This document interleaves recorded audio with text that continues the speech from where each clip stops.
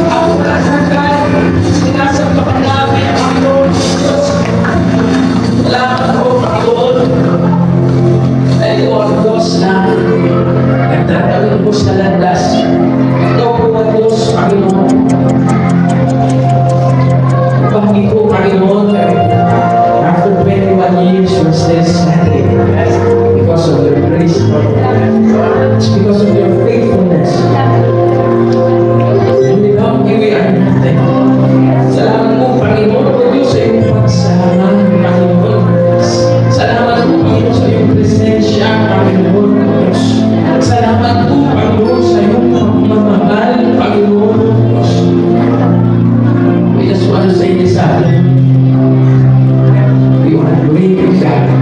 You are awesome. You are wonderful. You are powerful. You are magnificent. Alangin sa lahat ng puso. Ay wala ng makulit o sa pangalan ng Panginoon Jesus na aming worship. Amen.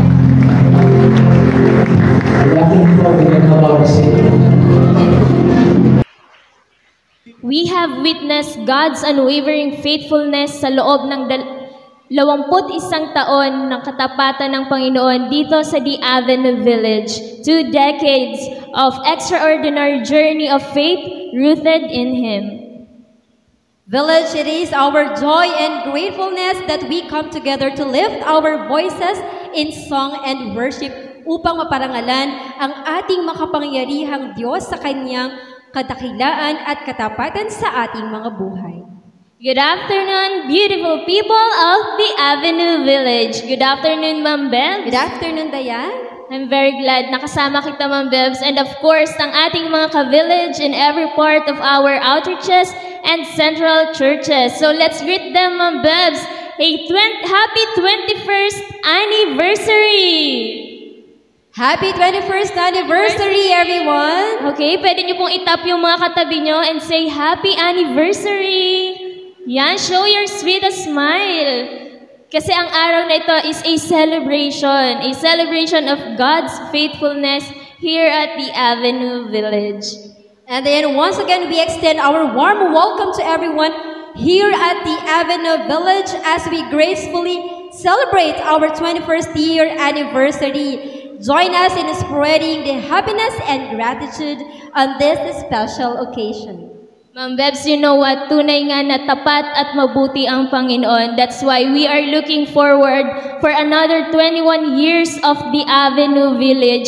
Yung kwento na bubuuin pa ng Panginoon as we move forward as one village, Ma'am Bebs. I definitely agree, Dayan. And today we stand as one village, as one family, humbled by the majesty of His presence, acknowledging His unchanging love that has been our anchor for 21 amazing years, and indeed 21 years of journey, possibilities, and opportunities. And as we mark our 21st year as a church, the Avenue Village commits to continue its journey with an unwavering commitment to be unashamed. At sa ating pong muling sama-samang paglalakbay for another 21 years, naway magpatuloy po tayo sa ating misyon, magdulot ng makabuluhang pagbabago sa buhay ng iba na ating pinagsisilbihan. And this time, let's extend our joyfully celebration with a dance presentation. Let's all welcome Burn the Ship Dancers!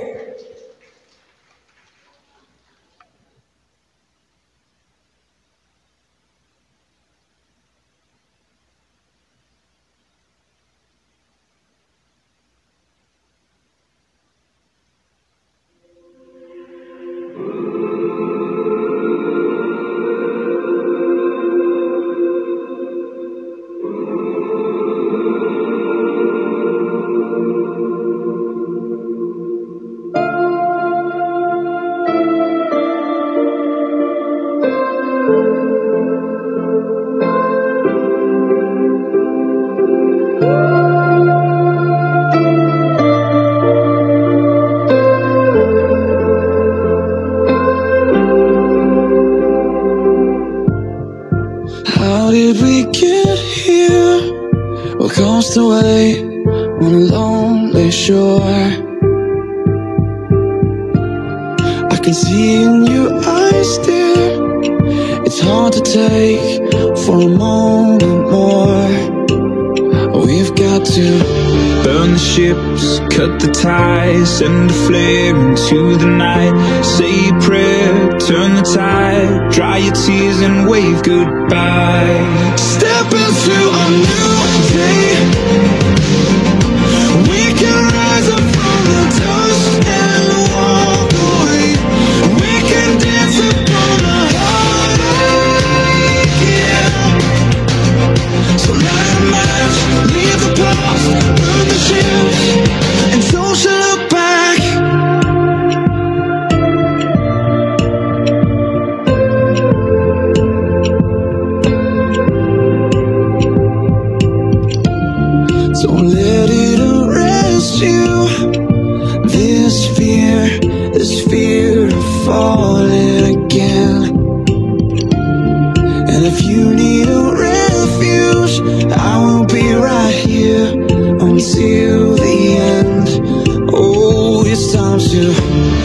the ships, cut the ties, send a flare into the night. Say a prayer, turn the tide, dry your tears and wave goodbye. Step into a new day.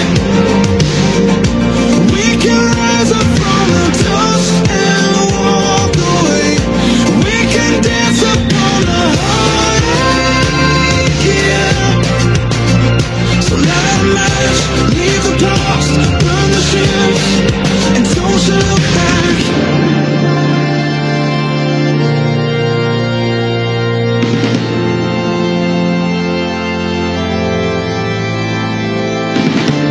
So long to shame, walk through the sorrow, out of the fire, into tomorrow. So flush the pills, face the fear, feel the weight disappear. We're coming clean, we're born again. Our hopeful lungs can breathe again. Oh, we can breathe again.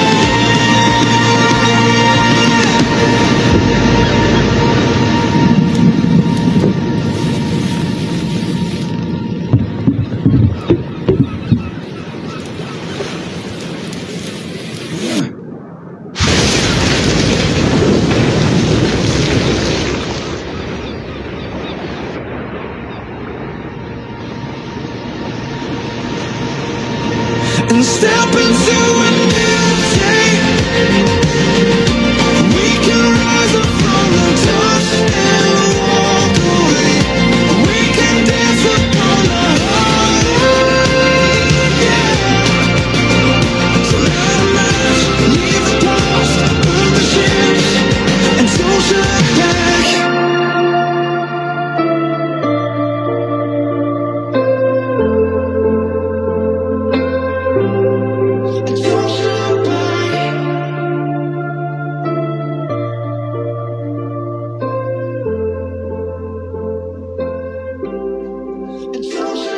Thank you, Burn the Sheep dancers. Let's give them a round of applause.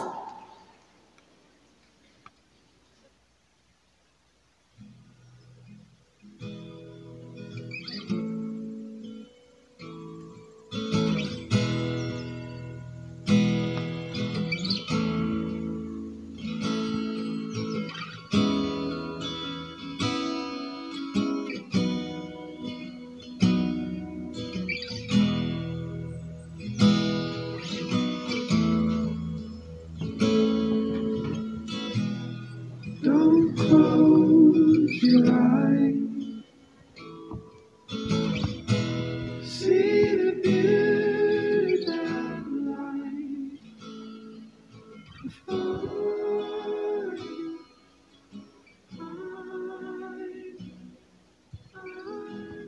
Good afternoon, everyone. Happy anniversary. Good afternoon. Kindly greet the person beside you. Happy anniversary and good afternoon. Okay, good afternoon po. 21 years of God's faithfulness and goodness sa gawain po ng The Avenue. Ano po, yung mga nakita po nating mga presentation, ay mga humble presentation po yan ng ating mga workers po natin, ano ng mga youth po natin. Ano yung una kanina? Ano yung mga K-pop? K-pop dancers, okay? Okay, 21 years. It's been a long journey for all of us as a church. Ano po, 21 years. Sino po dito yung 21 years na sa church? 21 years. Oh, raise your hands sa mga 21 years. Okay, palakpakan nga po natin ang Panginoon. Ano ho? From the bottom of our hearts, ano po, especially as a senior pastor po, even though sa mga workers po natin, hindi po natin ginagawa naman lagi. You have no pat on the back, ika nga. Pero ang Panginoon po ay nare-recognize po ang inyong katapatan at patuloy na paglilingkod sa Panginoon at pagsama po sa ating gawain. At salamat po sa Panginoon for those who've been with us for 21 years. Ano po, salamat po. at hindi po kayo bumibitaw. Ano po? And we are looking forward for another 21 years of God's faithfulness and goodness sa atin pong gawain. Okay? Can you say to your seatmate, can you be still part of another 21 years? Okay. Okay. Ano po? So, during our morning service po, we have Pulang Bato, Palahanan, and Laia. Okay? Those 3 outreaches ay nandito po kanina. And this afternoon, we have, of course, Village. We have Buhay na Sapa. We have Puktol. And we have Balagbag. Okay? So, welcome. At sa lahat po, for all our visitors po this afternoon, we welcome you in our celebration of God's faithfulness and goodness sa atin pong gawain as a church. So, welcome po to everyone. Okay?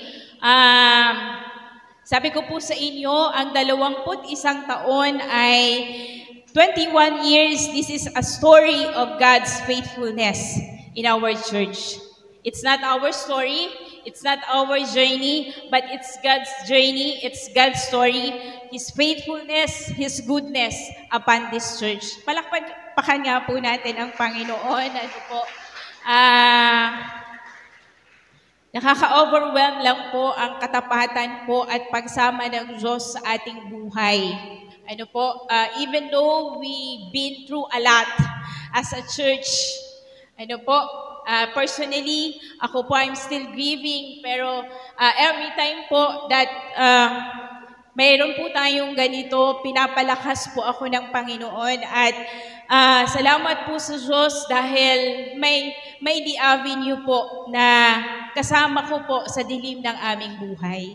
Kaya po, at salamat po sa Panginoon dahil meron pong isang The Avenue family na nanatili po na patuloy pong nandyan para damayan po tayo at samahan po tayo. At syempre po ang Panginoon, wala po tayong ibang itinataas gawain pong ito kundi ang Panginoon. And this year, we have a new journey, we have a new mission from God as a church. At gusto ko po na makita ho natin how important, ano po, how crucial the mandate of Jesus Christ to those who believe in Him. Sa lahat po ng tumanggap at nanampalataya po sa Panginoon, we have a mandate from God. Diba? Sabi ho ng Panginoon sa Bible, go and make disciples of all nations, baptizing them in the name of the Father, Son, and the Holy Spirit. That's a mandate from God. Okay? It is our calling. It is not just for the pastors, it's not just for the workers, for the leaders, for every one of us. It is a mandate for all of us that we need to make disciples. It is our duty, it is our responsibility as a Christians. It is not enough that you attend every Sunday. It is not enough that you do ministry. We have a mandate to make disciples. Tingnan nyo nga yung katabi nyo. Okay?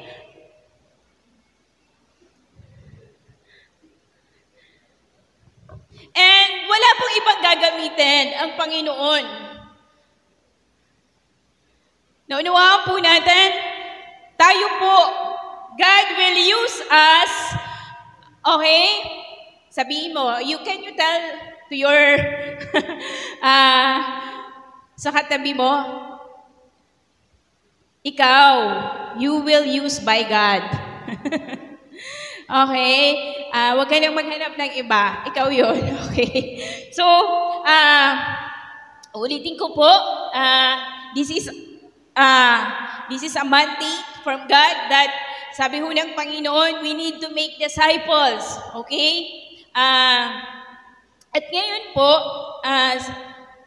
titignan po natin ngayong hapon, gusto ko pong makita po natin yung panibago pong binibigay na lakbayin ho ng Diyos sa atin as a church. Okay? And this is very important.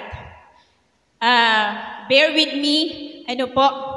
Sabi po natin, okay, can we just, sabi po sa 1 Corinthians 9:19-23, this is the heart of Paul. Okay, grabe ho yung puso ho ni Pablo. Sabi niya, even though I am free of the demands and expectations of everyone, I have voluntarily become a servant. Can you say servant? Okay. When we say servant, you are, what are you doing when you say you are a servant? Okay. We are serving. Okay? Sabi ko dyan, I have voluntarily become a servant to any and all in order. Okay? Kung titignan po natin ang buhay ni Pablo, siya po ay isa sa pinakamatalinong tao, pinakamagaling na disciple ho ng Diyos. Diba? No one can match him. Pagdating ho sa kagalingan, when it comes to Bible, ano po, grabe ho siya.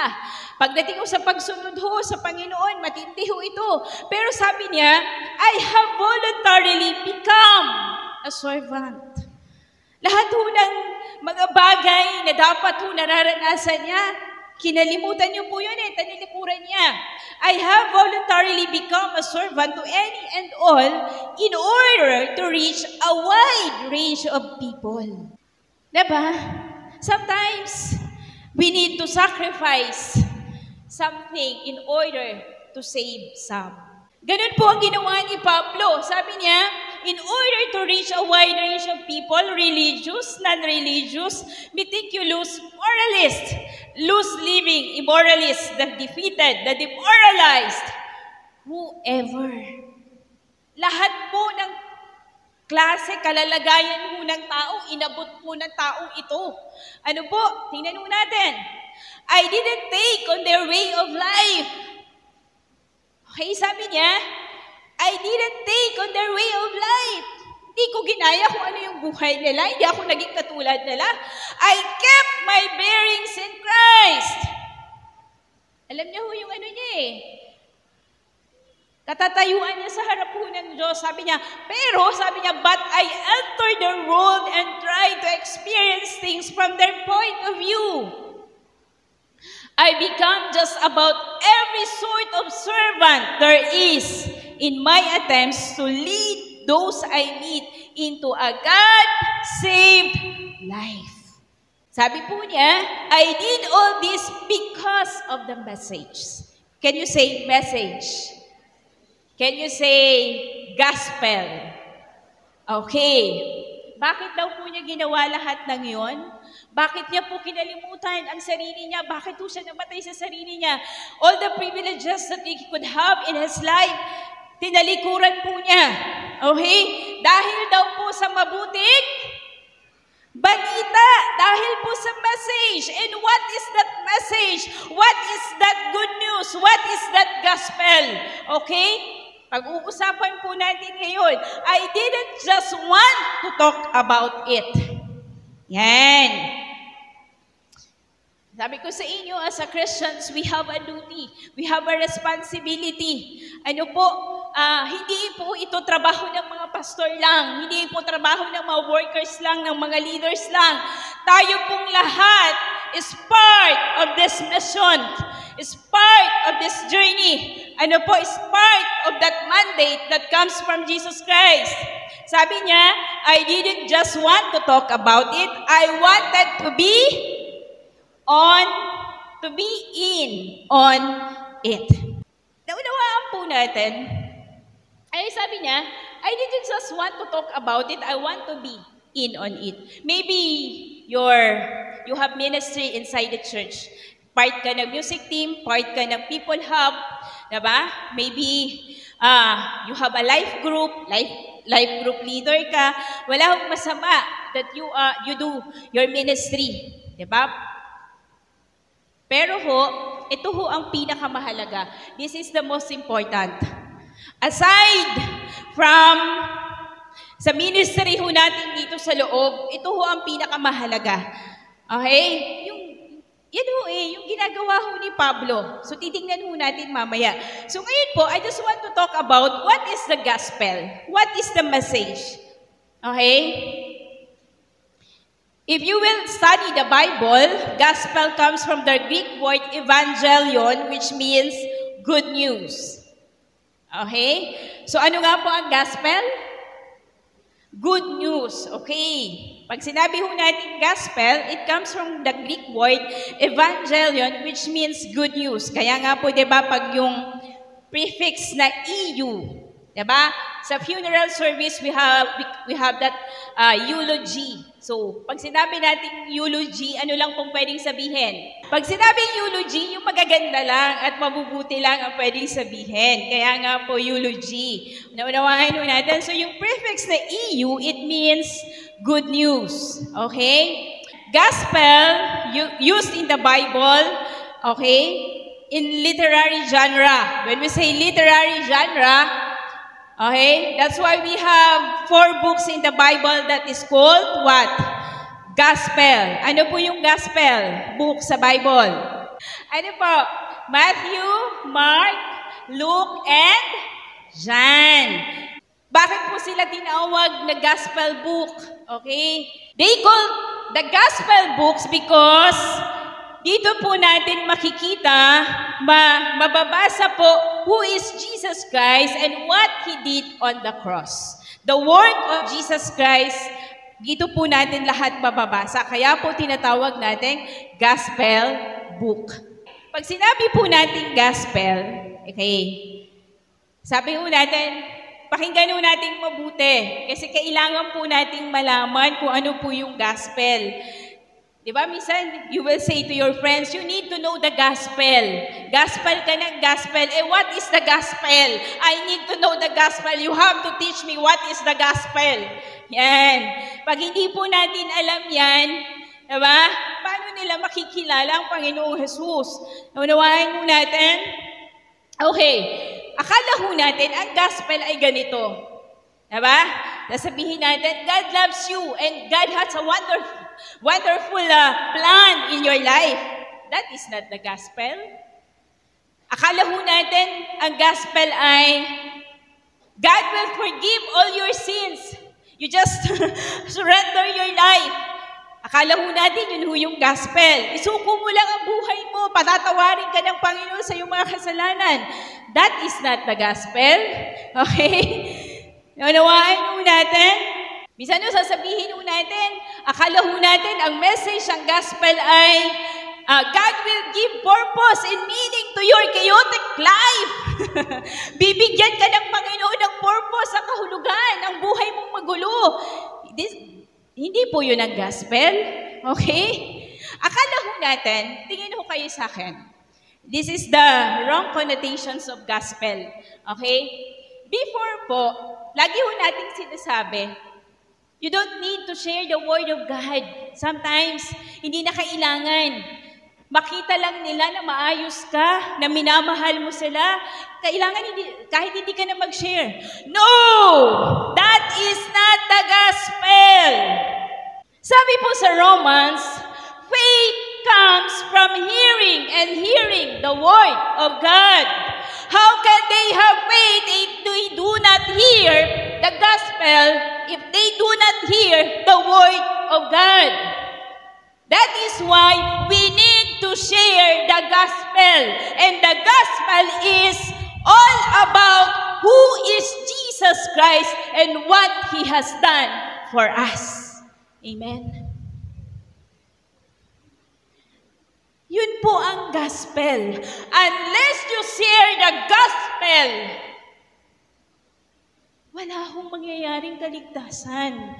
Wala hong mangyayaring pagbabago sa buhay ng tao because we are powerless to change the lives of people. Wala tayong kapangyarihan na baguhin ang puso at buhay ng tao. It only comes from the gospel. And who is the heart of the gospel? No one else but Jesus Christ. Tanging Panginoon lamang po. And if you do not have Jesus in your life, if you do not believe in Jesus Jesus who died on the cross and rose again.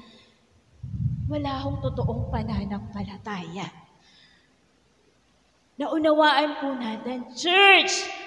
That is why this year, ito po ang nilalakbay po natin as a church.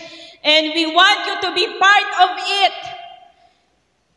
Hindi lamang po ito trabaho ng mga pastor, ng mga leaders. Lahat po tayo. Naunawaan po natin, when we say gospel, uulitin ko po, it is a biblical term in the good news of the person and work of Jesus. Okay, uulitin ko po, it's not about our personal testimonies. Naunawaan po natin, church, hindi maliligtas yung katabi mo. Kahit makwentuhan mo, ay ganito ang ginawa ng Panginoon sa akin. Dati ganito ako, dati ganyan, before, nagbubura ako, before, ganyan. Ngayon, no! It is not about our personal testimonies. It's about who is Jesus Christ and what He has done for you. Unless na malaman po nila yun through the Bible, wala hong mangyayari hong pagbabago, kaligtasan sa buhay ng isang tao. Naunawaan po natin. At sabi ho sa Romans 1:16. That is why we entitled our anniversary, our theme this year, Unashamed. Okay? Ang gusto po nating mangyari sa bawat isa po sa atin ay huwag tayong mahiyang ibahagi po ang mabuting balita kung sino ang Panginoong Hesus at kung ano pong ginawa ng Panginoong Hesus sa atin. Kasi yun lang po yung kapangyarihan para maligtas po sila Manampalataya po sila sa Panginoong Hesus. Sabi ho dyan, for I am not ashamed. Grabe ho si Pablo. Tindi ho nitong taong ito, Grabe ho yung heart niya Kaya naman po, lumaganap po ang pananampalataya sa iba't ibang bahagi po ng daigdig dahil po ginamit po siya ng Panginoon. Sabi niya, for I am not ashamed of the gospel. Are you ashamed of the gospel? Diba? Sino ho dito yung nahihiya po na mag-share ho kung ano pong ginawa ng Panginoon at kung sino po ang Panginoon? Diba? Tagal mo ng mananampalataya. You've been a Christian for how many years and yet, one life lang, one soul lang. Ma-sharean po natin, maipakita po natin sa Kanya sa pamamagitan po ng salita ng Diyos kung ano po ang mabuting balita. Yung sa school, ang galing-galing mo. Galing mong magsalita, ang galing mo Dance lister ka, cum laude ka, summa cum laude ka.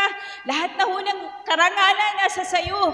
Pero, naisishare po ba natin ang mabuting balita? Bakit pagdating po dyan, para ho tayong, diba? Nakakalungkot lang po, Sabi ho ni Pablo, for I am not ashamed of the gospel. Because, why? Church, tingnan ho natin mabuti. It is the power of God that brings salvation to everyone who believes. It is the power of God that brings salvation. It's not our personal testimonies. It's not the program. It's not the church itself that will bring power of salvation. Gospel. Ang Panginoong Hesus lamang. Kailangan po nilang malaman yan. Kailangan po nilang marinig yan. Unawaan po natin.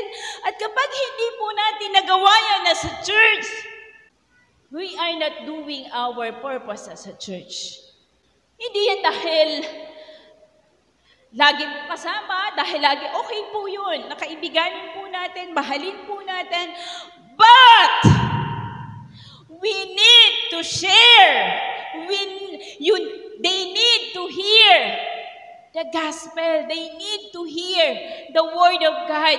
Who is Jesus Christ and what He did on the cross for us. Naunawaan po natin, Sabi po, for I am not ashamed of the gospel because it is the power of God that brings salvation to everyone who believes, first to the Jew, then to the Gentile.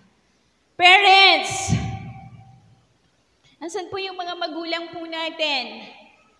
Kahit po lagi natin kasama ang ating mga anak, every Sunday dito sa church, unless we share them the good news, unless they hear the truth about Jesus and who is Jesus and the work of Jesus Christ, wala akong mangyayari.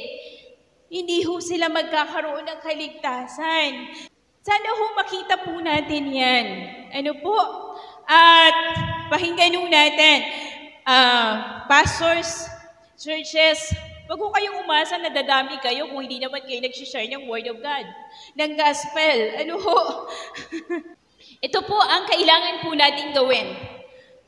More than po sa pagpapaganda ng ating mga sanctuary, more than po sa pagpapaganda ng ating mga programs, we need to invest on this. Ito ang mandate ng Diyos sa atin eh. Ito ang dapat natin gawin as a church. Okay? Sabi po sa Romans 1, verse 1, tuloy lang po natin, ano? Basahin ko lamang po. Sabi dyan, Paul, a servant of Christ Jesus, called to be an apostle and set apart for the gospel of God. Diba? Ganda ho. Sabi niya, Paul, a servant of Christ Jesus, called to be an apostle, set apart, consecrated, ordained for the gospel of God. Kanino galing ang gospel? Hindi yan galing sa tao, hindi yan galing kung kanino. Galing ho yan sa Diyos. The gospel He promised beforehand through His prophets in the Holy Scriptures regarding His Son, who as to His earthly life was a descendant of David. Diba? Ipinanganak siya na tao sa pamamagitan po ng lahi ni David. Tingnan natin mabuti, church, kapag hindi ito ang turong naririnig nyo pagdating sa mabuting balita, hindi po yun dapat paniwalaan po natin. Maliwanag po yan. Ang Panginoon po ay ipinanganak na tao sa pamamagitan, galing po siya sa pamamagitan po nino. Diba? Sino po ang kanyang ina? Sabi ho, and who through the Spirit of holiness was appointed the Son of God in power by His resurrection from the dead. Nabuhay, namangmuli, natatanging Diyos na namatay at muling nabuhay. Okay? Jesus Christ is our... Ano po sabi dyan? Ano daw po si Jesus Christ? Diyos hindi. Malinaw pa po sa sikat ng araw, sinasabi ho ng salita ho ng Diyos that Jesus Christ is our Lord, that Jesus Christ is Lord. Kapag ho ang gospel ay ineliminate ang pagka-Diyos ni Kristo, hindi po yan gospel. Kapag nakarinig po kayo ng turo na ang Panginoong Jesus ay hindi Diyos, taliwas po yan sa tinuturo ho ng salita ho ng Diyos. Sabi ho, through Him we receive grace and apostleship to call all the Gentiles to the obedience that comes from faith for His name's sake. Naunawaan po natin, uulitin ko po. Sabi po natin, you cannot have the gospel if you eliminate the lordship of Jesus Christ. Kapag inalis po natin ang pagka-Diyos ni Kristo, kaya kapag may nagtuturo po sa inyo na hindi Diyos ang Panginoong Jesucristo, hindi po yun totoo. Alam po natin sa salita ho ng Panginoon, hindi po yun ang totoong mabuting balita. Naunawaan po natin. Uulitin ko po, there is no gospel without the atonement of Jesus Christ. Mamaya ho, may pumasok ho dyan. Ang ganda-ganda ho ng bihis. Talaga namang, talagang pag nagsalita, ang ganda-ganda ang tinuturo, hindi ho Diyos si Kristo. Masasapatos ko kayo pag kayo umuo ng umuo. Dapat alam ho natin yan eh. Okay? Siguro yung mga kaibigan po ninyo, yung tanong sa atin ngayong hapon, ulitin ko po, the gospel is about who Jesus is and what Jesus did. Kung sino po ang Panginoon at kung ano pong ginawa ng Panginoong Jesus, diba?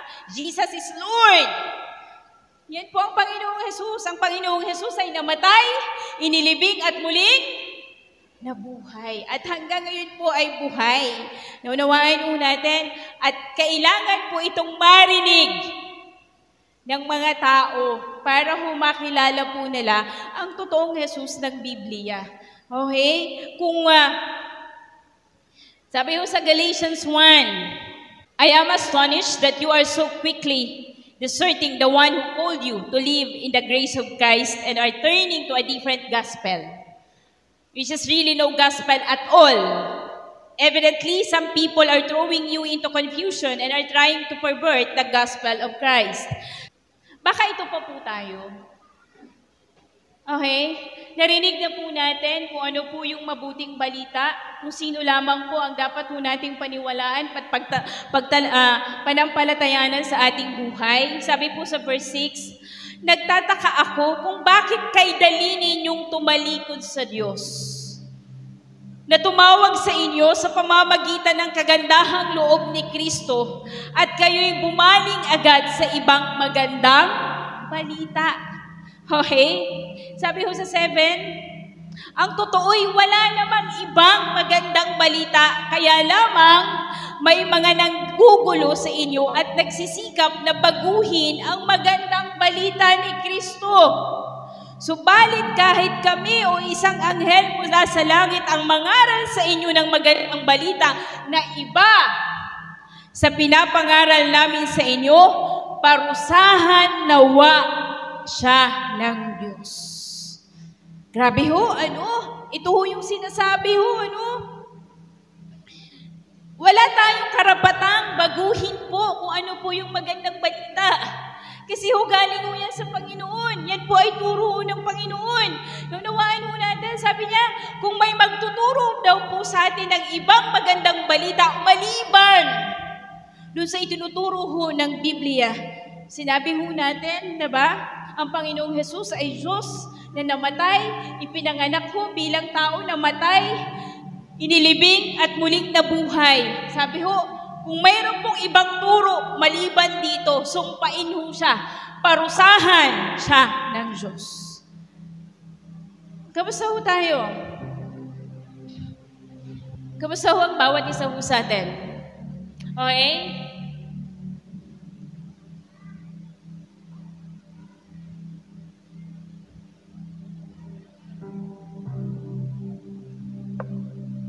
Ba't ang dali ho natin? Sabi ho dyan, ang dali ho niyong tumalikod.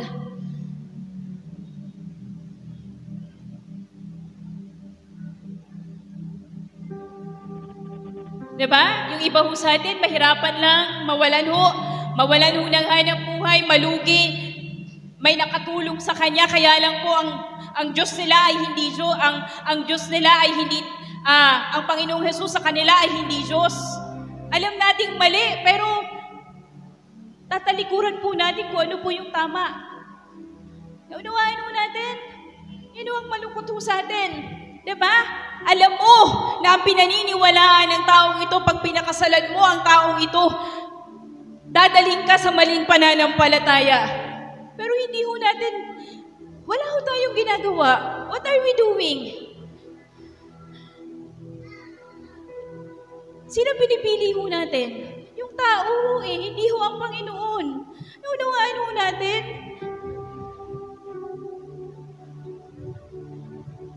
Yun ho nakakalungkot. Ano po? Sabi po sa Acts 1:8,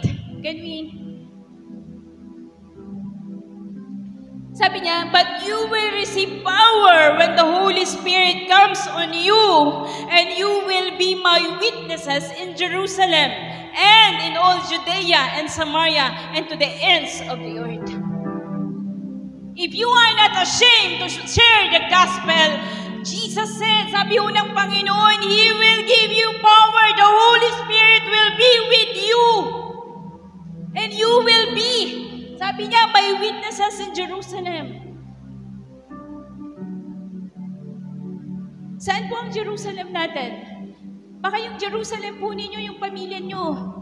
You need to share them the word of God, the gospel. Papayag ka ba na ikaw lang nakakaalam? Diba? Iiyak mo yan sa Panginoon. Maybe your Samaria, your school, your classmates, your friends. You need to share them. Naunawaan mo natin. Maybe your Judea, trabaho mo.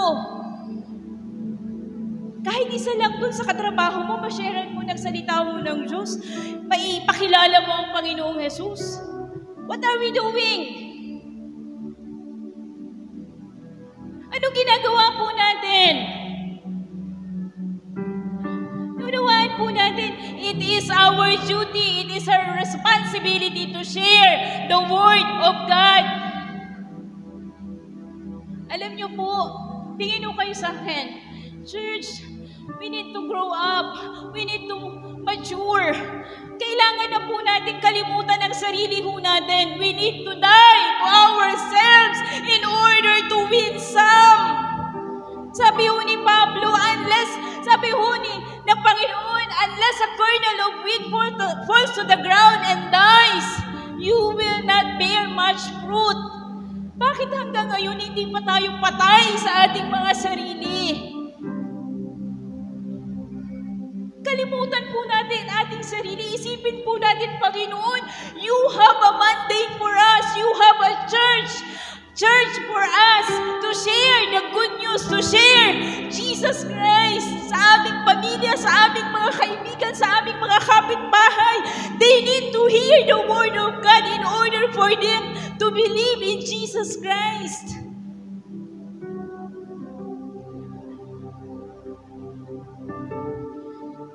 Wala ho yun. Kaya sabi ko ho sa inyo, kahit anong ganda ng program natin, kahit anong ganda ng building natin, if we are not going to die for ourselves and to be part of this journey, to share the gospel, wala po. Kalimutan mo na ang sarili mo, kalimutan na natin ang sarili natin. Isipin mo yung mga taong wala pang pagkakilala sa Diyos. Tayo ang gagamitin ng Panginoon, wala nang iba. Naunawaan po natin.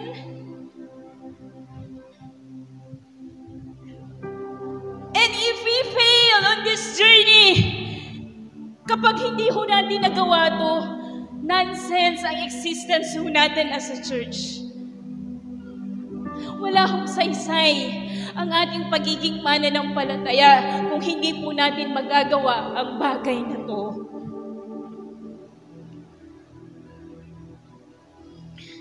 Naunawain po natin. Sabi po ni Erwin McManus, sabi po niya ay, this is the purpose of the church. And when we say church, village, hindi ito tumutungkol sa building. When we say church, we are the church. Can you say to your seatmate, you are the church?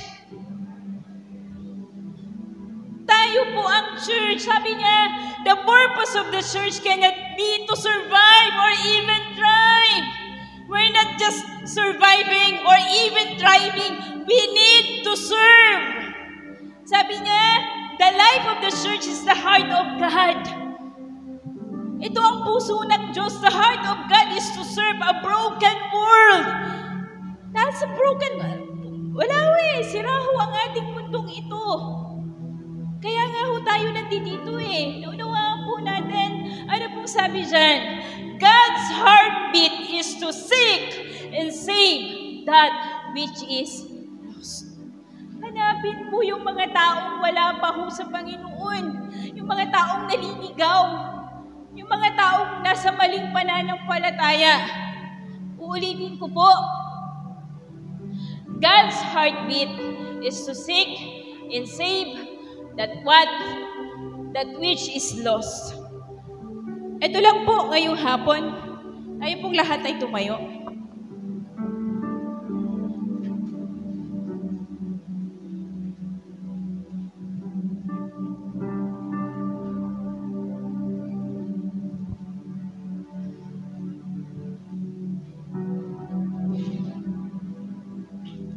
Okay, church, baka sobrang komportable ka na sa buhay mo and you have no desire para ho maging bahagi po ng buhay ng iba, para ho gamitin ho ng Diyos, para ho marinig po nila ang salita ho ng Diyos, ang mabuting balita.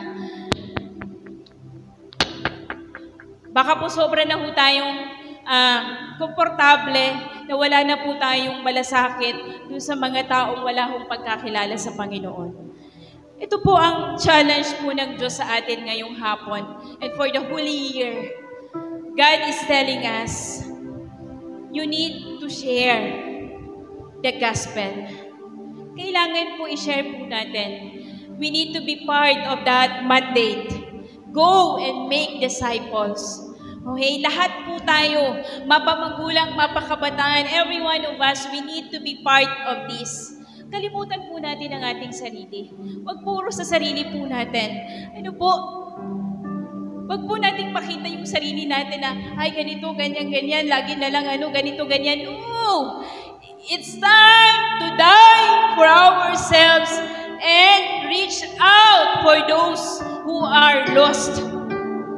Para dun po sa mga tao wala pang pagkakilala sa Panginoon, tayo po ang gagamitin po ng Diyos. So this time po, this is a beautiful message from God. Church, can we just bow down our heads?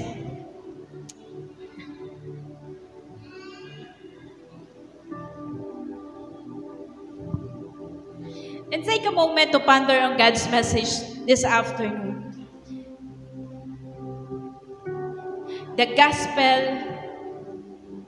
Jesus Christ is our Lord. Jesus is Lord.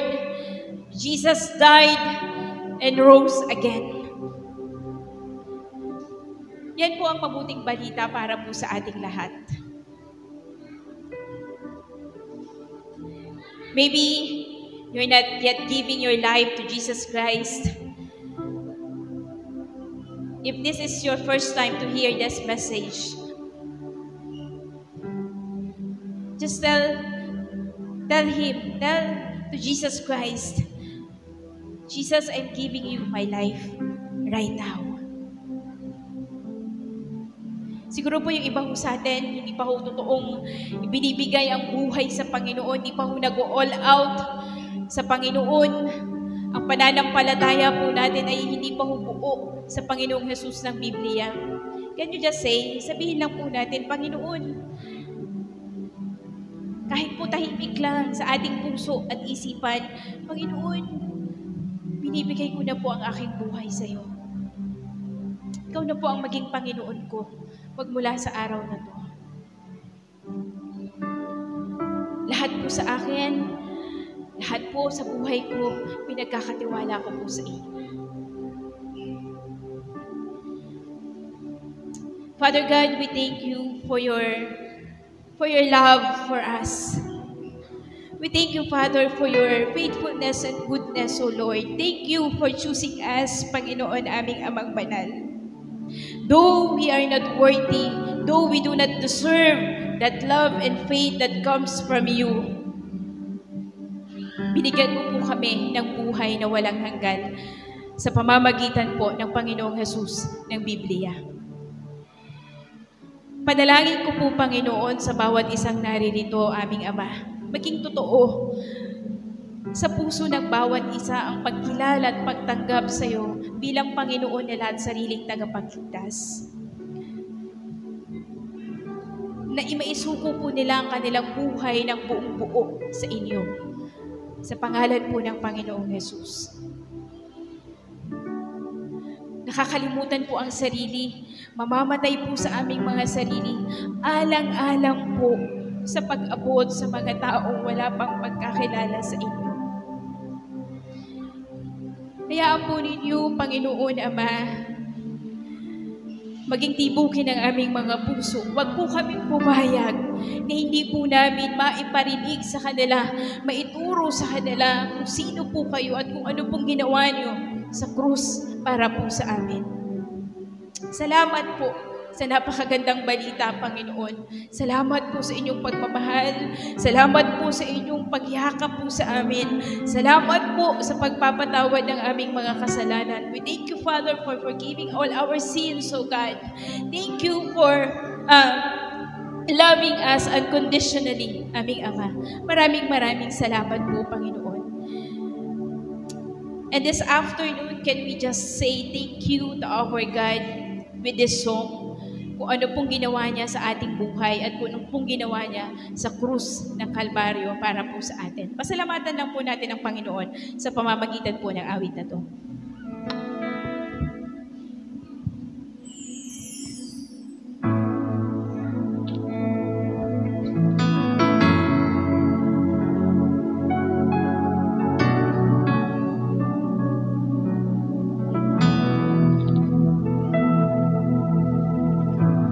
Pasasalamat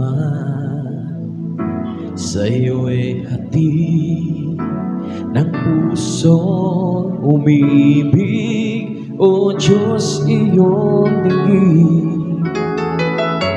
Ang buhay kong ito'y nakalaan sa'yo, papuri aawitin para sa'yo lamang. Jesus, salamat po, ako'y pinatawad mo. Kahapon ko'y di matanaw, ako ngayon'y bago.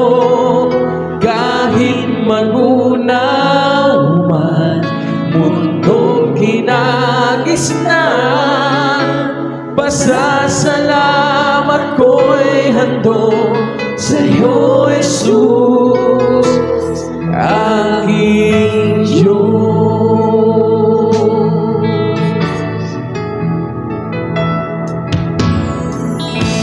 Mananatili ang pag-ibig mo, hindi mo iniwanan ang katulad ko.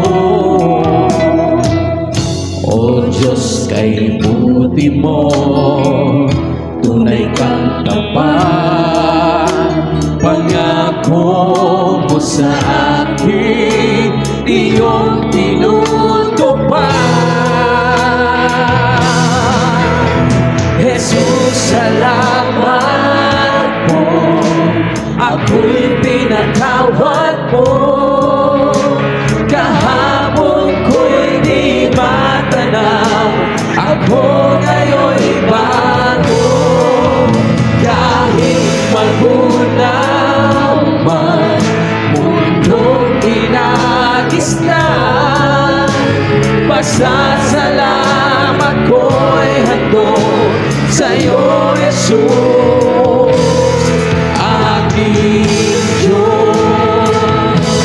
Ikaw ang siyang batong kulian, sa paligid mo'y may awit ng kaligtasan.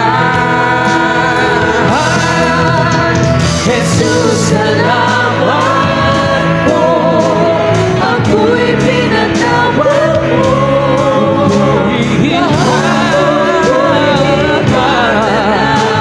Ako'y iyong binago. Jesus, magunaw man, mundong kinagisnan, pasasalamat ko'y handog sa'yo, Jesus. Jesus, salamat po, ako'y pinatawad mo. Kahapon ko'y di matanaw, ako ngayon'y bago. Kahit magunaw man, mundong kinagisnan, pasasalamat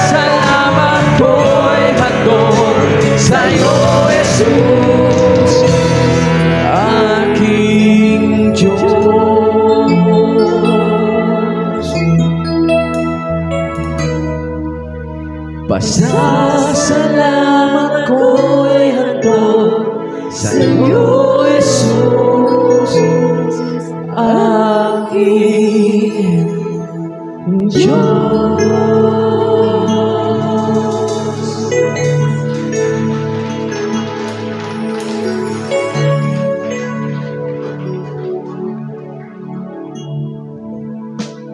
Father God, we thank you.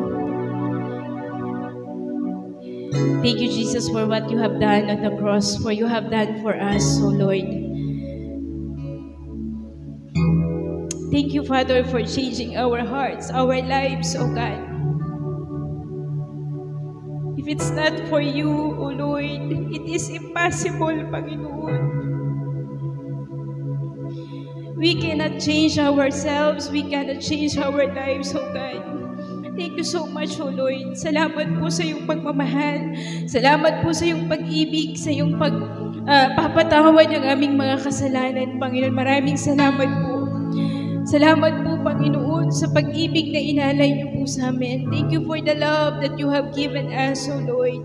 Thank you for that real love, oh Lord, that comes from you, Panginoon, aming Ama. Salamat po. Salamat po. Father God, we pray that you will continue to use us, use this village, use the church, Panginoon Ama, to share the gospel, O Lord, to spread the gospel, Panginoon. Kailangan po nilang marinig kung ano ang mabuting balita, Panginoon Ama. Sa pangalan po ng Panginoong Jesus, gamitin niyo po kami, Panginoon. Huwag po kaming mahiya, Panginoon, because it is the gospel that brings power for the salvation for those who believes, Panginoon, aming Amang Banal. Hayaan po ninyo, Panginoon, na ang bagay na ito ay magawa po namin as a church, O God, not just for this year, for ito po'y maging parte ng aming buhay bilang mananampalataya, aming Ama. Panginoon, salamat po for another journey na ibinigay niyo po sa amin, sa panibagong lakbayin na ibinigay niyo po sa amin. Maraming salamat po. And for the past 20 years, oh God, you have been with us. Patuloy mo kaming samahan. Sa taong ito, Panginoon Ama, patuloy mo kaming pangunahan, aming Amang Banal. Ang aming mga buhay, sa iyo lamang po itinataas, inilalagak, Panginoon. Wala na pong iba, Panginoon, kundi ikaw lamang, aming Ama. Salamat po, ang gawain pong ito ay sa inyo lamang. At alam po namin, O God, that you will continue to be with us, Panginoon Ama. Saan mo man kami dalhin, I know that you will be with us, Panginoon, aming Amang Banal. Maraming salamat po. Salamat po, Panginoon. Pinabalik po namin sa inyong lahat ng kapurihan. Sa aming Diyos na makakagawa ng lahat ng bagay, higit pa sa kaya naming isipin at hilingin sa aming Panginoong Jesus tagapagligtas, kasama ng Espiritu Santo, iisang Diyos magpakailanman, ngayon at magpakailanman. Amen at Amen.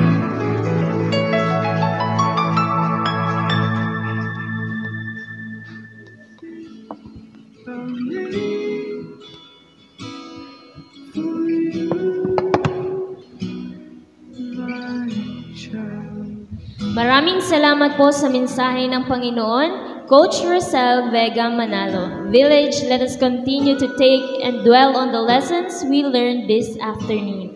And since we are on a mission to share all that God can do, let us all witness another dance number from our very cute and talented. Let's all welcome our Kids Art.